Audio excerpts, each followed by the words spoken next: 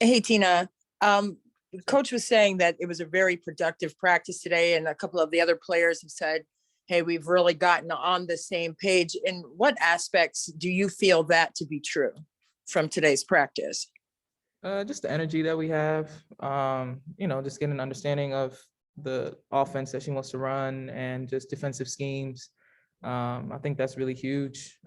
Just everyone being able to identify what their role is and what's expected of them on the team. So that all comes together as well. I read Sue's quote, yesterday, we're not a team yet. And so I think this is going to be the beauty of the journey as we're starting to figure ourselves out and coming collectively together. But yes, things have been very clear and concise today in practice. Thank you. Martina? Hey, Tina. I know there haven't probably been very many times for you, especially around the Olympics, that you've had to take the floor without Diana suited up. And I'm just curious, how that changes maybe the dynamic in game, in a situation even like yesterday, or if, depending on what happens moving forward. Yeah, Diana is a big piece of USA basketball. Just who she is, just her presence alone, just how, another vocal leader alongside of Sue, who just knows the game inside out. So yeah, that definitely was missing, but she was always present, in the huddles and just speaking to people one-on-one. She's always a leader, regardless of playing in the game or outside of the game. And you're always going to feel confident just knowing that she's there. So I personally look forward to playing and taking the court with her whenever she's ready and healthy.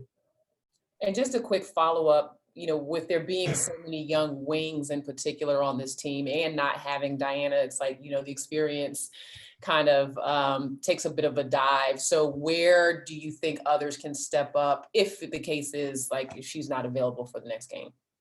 I think it's, just them being on the team, period. I think there's confidence in themselves and in that. I think this time not having Diana and them being able to get a good bulk of the minutes playing against Australia and then playing against Nigeria is definitely going to help them, because you never know. Injuries can happen. Anything can happen along the way. And so this time may and will work in our favor, even when Diana is back in the lineup and when their number is called. They're going to be more assertive about themselves, especially for Jewel Lloyd right now and Ariel Atkins. So it's definitely going to work all the way around. Very good thought. Thank you, Tina. No problem. Thank you. Jen Hadfield, you're next. Nick Hamilton, you're on deck. Hey, Tina, how's it going? Hey. Just curious for you, has this week felt any different for you being in your third cycle than the previous two go-arounds, obviously not including the obvious health and safety protocols this time? Yeah, it's definitely less jitters. Just feel more dependent on, more reliable, more look to, ask questions that I actually have answers. So I think in that aspect, you definitely I just feel more of a veteran around here and one of the eldest ones in a sense, which is crazy to me. I remember being in the six that are here, the new ones being in there, me and Maya, being in that position. But, I'm just doing the same thing that Tamika and Swin and those guys did for me. And with the USA system that Dawn's running, how similar or different would you say that is to what you guys run with Coach T and the Mystics? Like, how much of a transition has it been for you to switch over? Nothing to switch over per se. I believe it's similar in a sense, just different individuals running the offense. Just having to know like what people like when you're in the pinch post, who likes, the step up screen, who doesn't like step ups, where to seal like the ball, where to throw it to BG, those type of little things more so versus the offense. Thanks, Tina. Mm-hmm. Thank you. We'll go to Nick Hamilton next and then Steve Drummer. Good evening, Tina.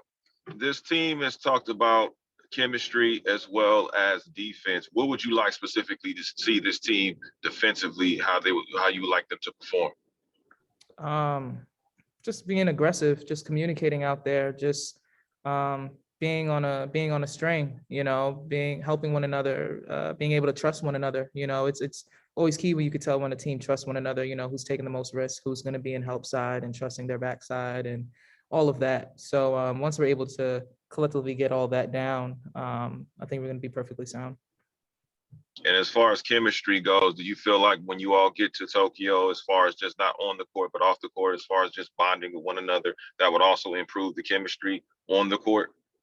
Yeah, that's a great, again, I like to always make it known, like, you're not on this team because of what you can do offensively, but it's also the person that you are, the character, how you fit in with other teams. That's always USA basketball, how selfless you are, things you do in the community. And I think that's the beauty of the committee, because it's not just about what you do on the court, but just who you are and just how you're going to fit with all the pieces to the puzzle. So, when people say, oh, why this person's on the team or this and that, it's more than that. It's like, who fits? How does it fit overall? So yeah. So the bond is Thank there. you. Yeah.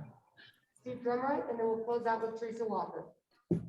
So with the number of young first-time Olympians on this team, who's coming to you for advice, and what advice are you giving to them? It's more so Ariel. But again, with Ariel, she's utmost professional, very selfless.